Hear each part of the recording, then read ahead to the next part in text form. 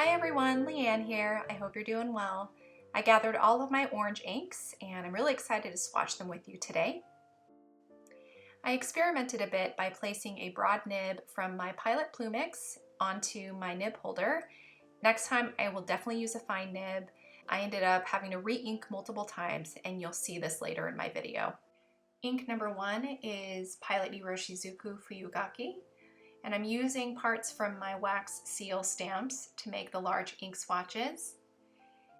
Now, Fuyu-Gaki in English means winter persimmon. Here I'm demonstrating that I dipped the nib just beyond the breather hole. It's a bright red orange that is just punchy and really vibrant. I would say this ink, in addition to the Kobe ink that will come next, are probably the most red leaning orange inks in the swatches today. It's absolutely gorgeous. I have a sentimental attachment to this ink. It's one of the first bottled inks that I purchased. I got this as part of a trio set from Jet Pens. Next up we have Kobe 11 Ikuta Orange. I thought Fuyu-Gaki was a bright red orange, and then I swatched this color, and it is definitely the brightest, most vibrant ink swatch from today. It also has the most sheen out of all the inks. It's got a beautiful golden sheen, especially in the large ink swatches. You don't notice it as much in the letters, but it's absolutely gorgeous. There's also no shading, there's no shimmer in this ink as well. This ink is also featured right now in my July currently inked video. I have it paired with my Lamy Safari in the Savannah green color, and I have it, I believe, in either a medium or a broad nib. And I'm really enjoying the pairing. The color combination of the Savannah green with the bright orange is just a fun pairing. Here I am testing the ink to see how many blocks of ink I can make here with just one dip. And I think out of all the inks, I was able to create the most blocks with this particular ink. Now we have Noodler's Habanero. It's very much related to Noodler's Southwest Sunset. It's definitely more red-orange than Southwest Sunset. Southwest Sunset is more orange-yellow, and then Habanero is more red-orange or orange-red.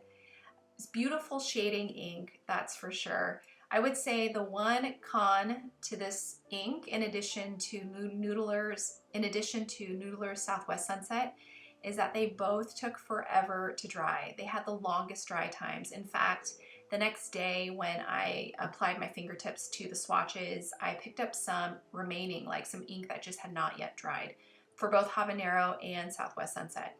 However, these inks swatch beautifully, but they're beautiful shaders.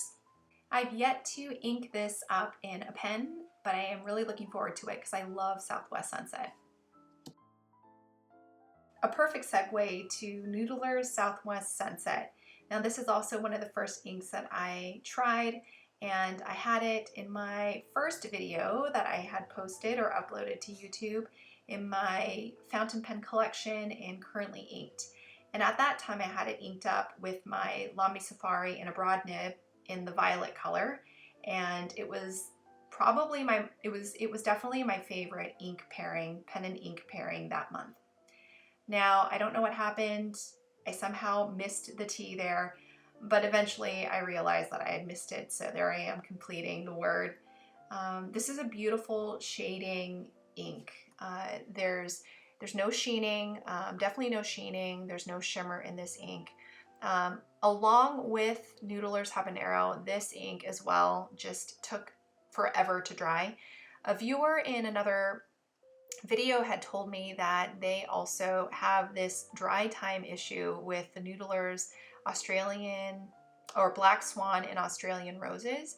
So it must be something with the formulation in the Noodler's inks.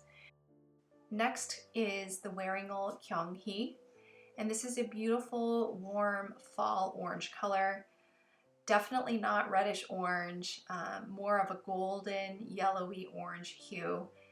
I love this color already, just because of the dynamic shading from the ink swatches, and I have yet to ink it up, but I'll probably ink it up in September just for it to be like fall appropriate.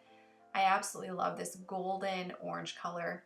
There's no sheen, there's no shimmer in this ink, but I think what makes it stand out is definitely the shading. So I really look forward to testing this out in a future currently inked video. Another ink that I'm really excited to test out in the fall months is Autumn Oak by Diamine. It's absolutely stunning. It's just got rich shading. There's no shimmer, there's no sheening in this, but it makes up for it all through its dynamic shading. So Diamine Autumn Oak and Wearingeul Kyong-Hui, those are two inks that side by side look absolutely gorgeous together. This ink is dynamic because it ranges from like this lovely peachy color almost to like a dark burgundy. So I'm really excited to see how it'll behave in a fountain pen. Monteverde Mandarin Orange is another color that I think will be perfect for the fall months. It's just a beautiful dark red orange. There's no shimmer, there's no shading in it. It's just a beautiful shading ink. I have it currently inked up in my Quebeco Classic Sport in the navy blue color, and it's in a fine nib. And it is my go-to pen right now to complete or to fill out my Hobonichi A6 Techo planner. So you might have noticed that I just continue to have inking or re-inking issues, and I don't know if it's because of the ink or if it's just because of the fact that I used a broad nib. So I decided to just finish up with some final touches using my glass dip pen. Now this is a vintage pen that I got on eBay, and I absolutely love it. It's an extra fine point and just offers a high ink capacity, and it's just very smooth, a smooth writing experience. Now I've slowed the video down so that you could see the ink swatches up close, and so you could see the sheening properties, particularly with Fuyu-Gaki and the Ikuta orange. Ikuta orange has that golden sheen, which is really noticeable. My favorites from today were Diamine Autumn Oak, Wearingeul Kyong-Hui, and also Noodler's Habanero. Thanks so much for watching. See you in my next video. Bye!